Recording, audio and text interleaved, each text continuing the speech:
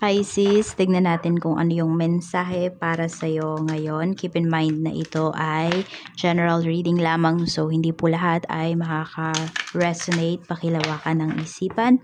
At kung hindi po kayo nakasubscribe dito sa ating channel, please subscribe and hit the bell button para lagi po kayong updated every time na meron tayong uploads. At kung sa Facebook page ka naman nanonood, kung hindi ka pa naka-follow, pa-follow na po. At pa-like na din nitong ating video, like, heart, or bahala ka kung ano yung gusto mong i-react. Meron kang free will. So, ayan. Pwede nyo rin po palang panoorin yung inyong other signs, Sun, Moon, Rising, and Venus. Pwede rin naman yung big 3 nyo lang. Pwedeng dun kayo mag-focus sa tatlo na yon. At kung gusto nyo naman pong mag-avail ng ating private readings, ng ating rituals, ng ating Tiars products, meron tayong Tiars EEA necklace. We also have Tiars bracelet. Para saan nga ba yan? Dahil marami pa rin pong nagtatanong, Pisces. Okay, pangontra po yan sa kulam, sa barang, sa sumpa, sa mga nag-evil eye po sa inyo. Sa malakihang aksidente, pwede rin po kayong mag-wish dyan. Basta hindi nakakasama sa ibang tao, pwede nyong i-wish yan. Kahit puro pang sarili nyo lang, kasi kayo naman yung may alaga niyan eh. Tapos, pang paswerte po yan sa love life, sa health, sa pregnancy, pwede rin. Travel, career, finances, business. Makaka-attract din kayo ng good people and situation kapag meron kayo niyan. Kaya kung interesado kayo, feeling attracted po kayo, ayan, mag-mensahe lamang po kayo, Pisces. Open tayo for international shipping, pero syempre, sagot nyo po ang shipping fee. Mag-direct message po kayo ha. At pala, kung magme-message kayo, sabihin nyo kaagad kung private reading ba, ritual, or Tiars products. Para yun na kagad yung i-send ko sa inyo. Pisces, we have compromise. We have opportunity. And we have a year from now. So, pwedeng a year from now, madaming opportunity para sa'yo. So, may mga pagpipilian ka talaga dito. May mga bagay na pwedeng inaccept ka na. Tapos, di ba, may inaccept ka. Pero dumating yung gustong-gusto mo talaga. So, ayan, may titimbangin ka dito. May pag-iisipan kang mabuti. A year from now. Or pwede nga paglipat lang talaga ng taon. Tignan natin ano tong compromise na to, saan tong aspect ng life mo. We have Knight of Pentacles. Ayan. Ano talaga to, opportunity. Trabaho. Pwedeng pagkakakitaan po yan. So, kung pagkakakitaan to or kung business po ito, kasi diba, ayan, parating yung holiday season. Ayan na. So, kung hindi nyo na po talaga kaya, wag na kayong mag-accept. Yung kaya nyo lang talaga. Kasi pwedeng makompromiso yung quality ng products ninyo. Pwedeng magkanda-late kayo sa, kunwari, sa oras. Ganyan. Kaya kung ano lang po yung kaya ninyo, yun lang muna yung i-accept ninyo. Wag kayong manghinayang na, ang laki pa dapat ng kikitain ko. Sige, sabihin natin, in-accept mo yun lahat. Paano kung hindi ka nagawa? Di ba masisira yung pangalan mo? So, isipin nyo rin po yung pros and cons ng mga actions ninyo rito. Yan, kasi nga may makokompromiso. Pwede pang ang mangyari, baka may i-cancel kayo. Kayo na mismo yung mag-cancel. Kahit nasabihin natin na bayad. So, yun po yung iiwasan ninyo. Huwag ka din basta-basta oo. So, double check, triple check mo yung schedule mo. Ano tong opportunity na to? We have 4 of Pentacles. So, pwede naman ngayong araw na to, or kung kailan mo to napanood, wala kang magiging gastos ngayon. And may opportunity po talaga para kumita ng pera. Yan. So, hindi ka na gagastos, madadagdagan pa yung pera mo. We have 3 of Wands.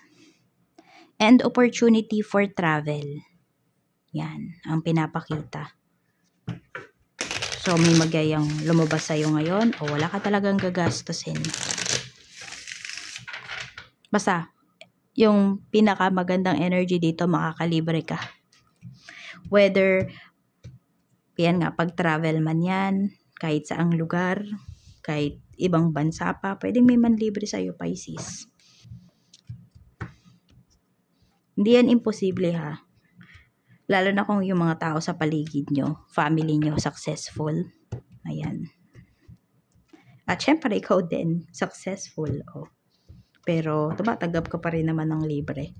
Libre naman yan, walang masama doon. Huwag lang lagi, diba?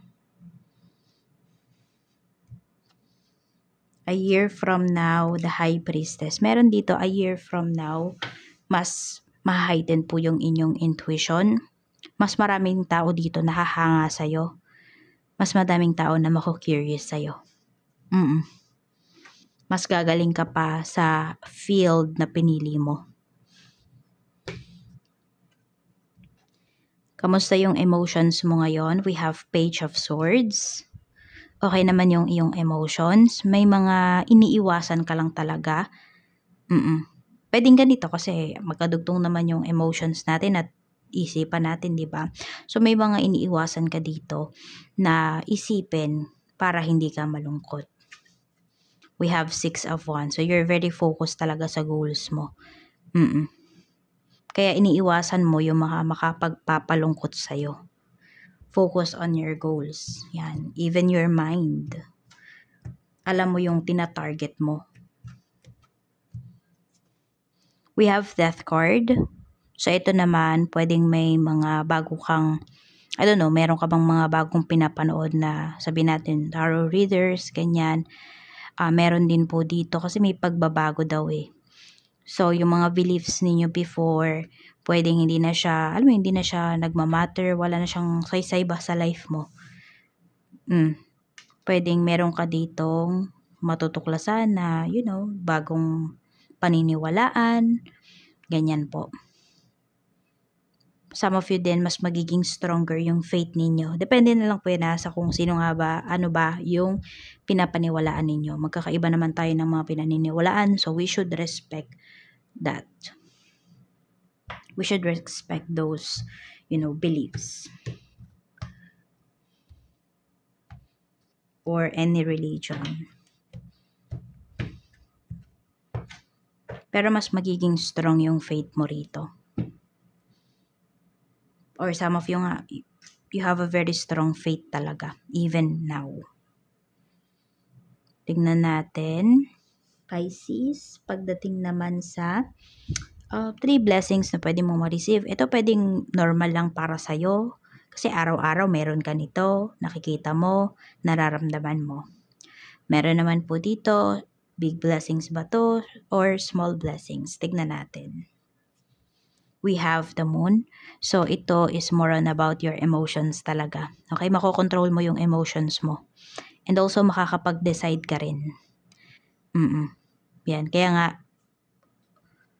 okay talaga, no, na mas mag-focus ka sa goals mo. Makakaiwas ka rin dito sa konsumisyon ngayong araw. We have the world. So, meron dito, may mga taong magko-congratulate sa'yo eh. So, may big news na paparating sa'yo. Pwede ngang pagdating to sa travel. Pwedeng kung may inaayos kayo, visa ba yan, citizenship ninyo. Malakihan kasi to eh. Pang matagalan, long term yung nakikita ko dito na blessings na paparating para sa'yo. Yan. Pwedeng ikaw mismo, congratulate mo yung sarili mo kasi na-reach mo yung goals mo, na-reach mo yung, sabihin natin, money na tina-target mo ngayon. We also have Queen of Pentacles. So, may money energy talaga rito. Maganda. Pang long term. So, yung mga uncertainty mo talaga, mawawala yan.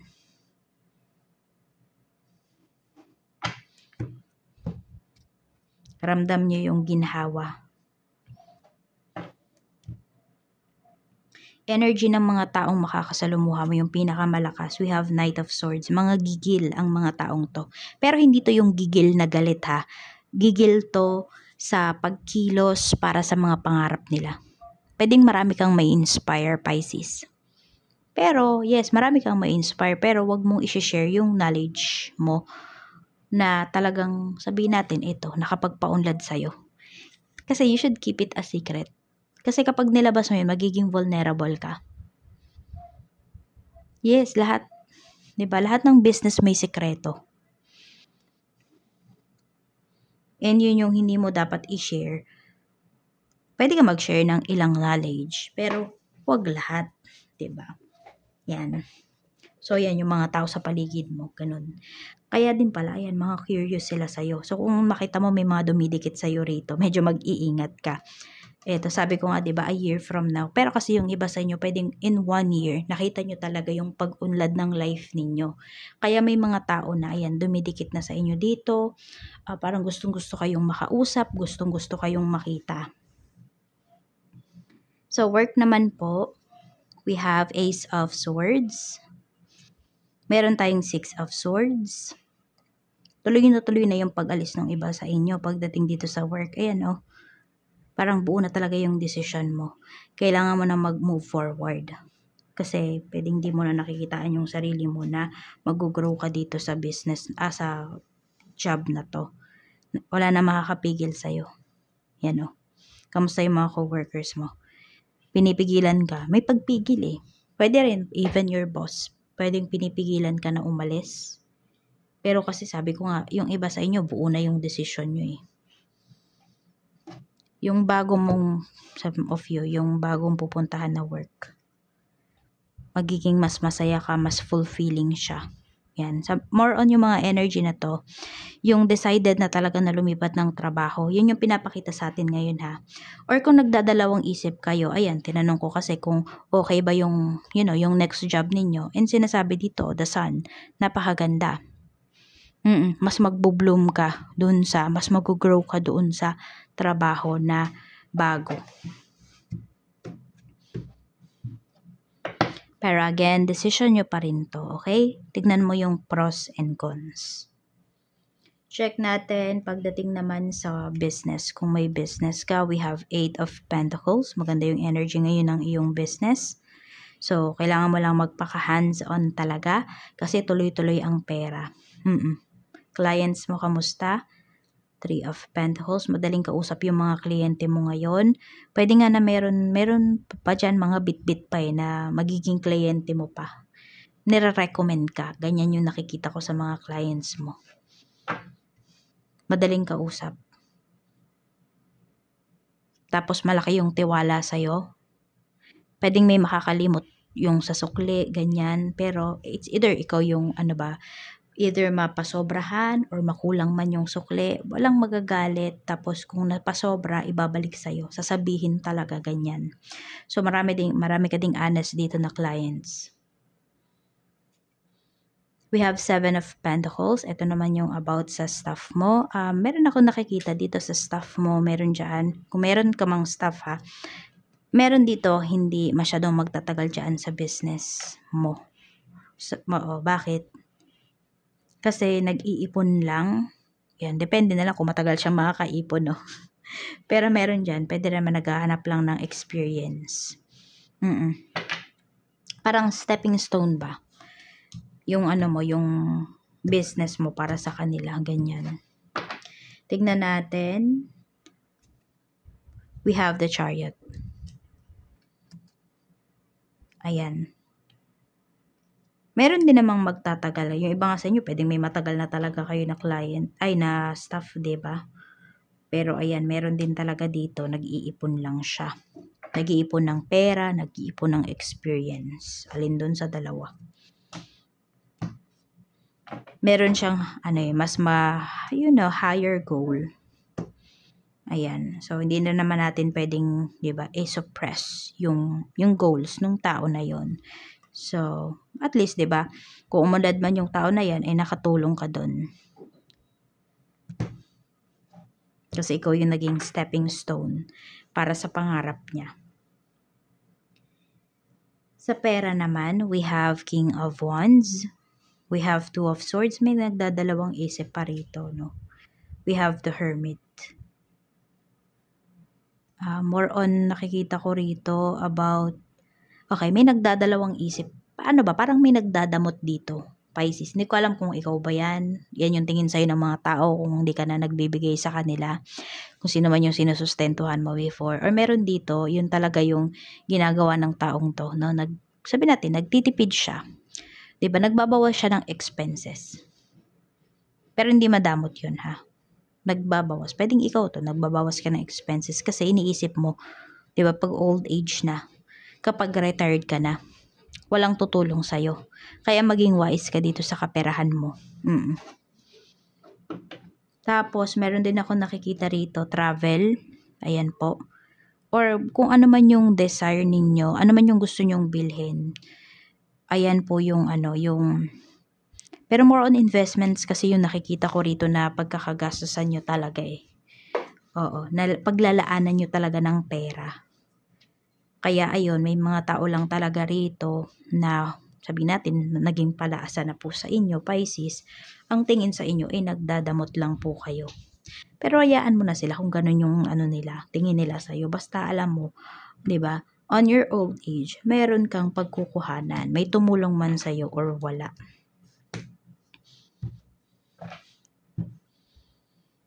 Love life mo, kamusta?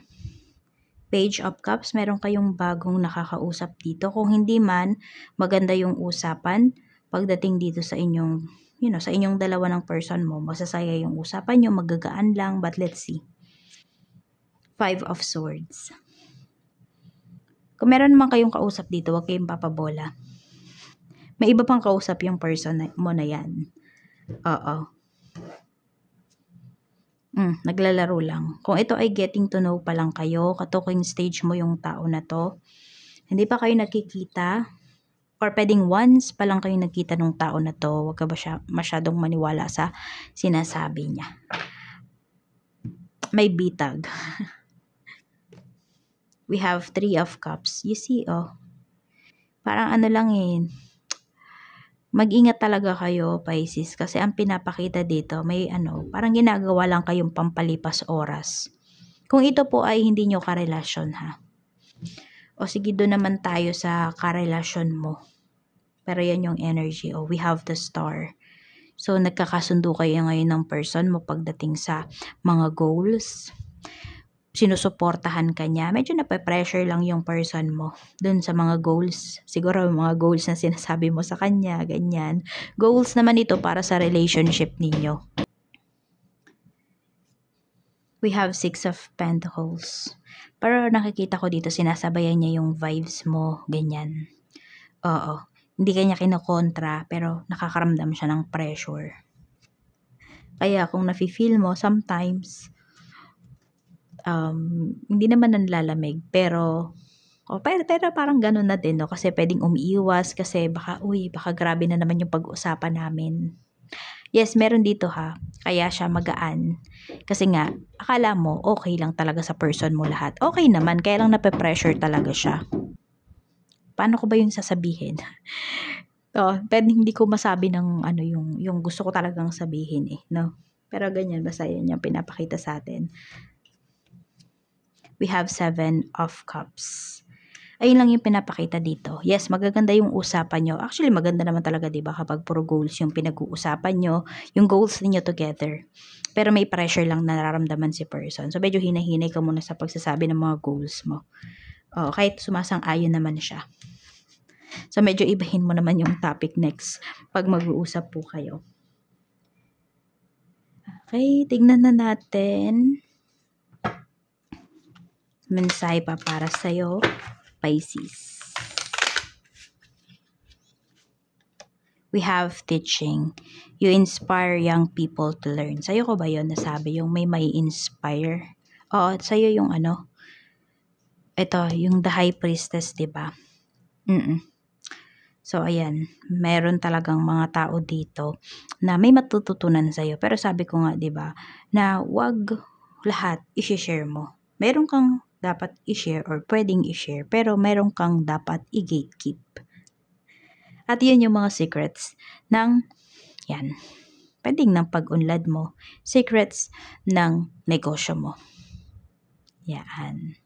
So, pwede rin dito, teacher ba yung iba po sa inyo? mas mas gaganda pa yung career mo. Ayan, so pwede may nagmamasteral dito, may nagdodoktoral.